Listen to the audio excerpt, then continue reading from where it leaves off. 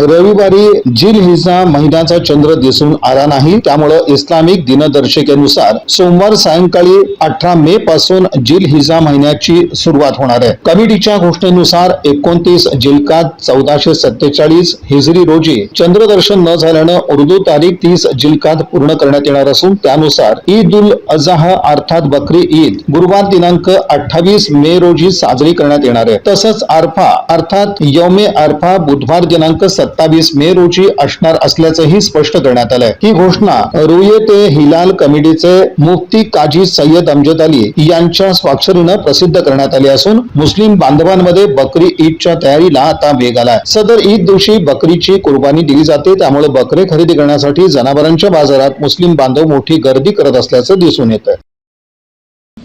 या बातमीपत्राचे प्रमुख प्रायोजक प्लॅटिनम मॉल इंद्रधनु सोलापूर। सोलापुरातील सर्वात प्रतिष्ठित इंद्रधनु सोसायटीचा नवीन भव्य कमर्शियल प्रोजेक्ट आता रेल्वे स्टेशनच्या अगदी शेजारी शहराच्या मध्यवर्ती ठिकाणी।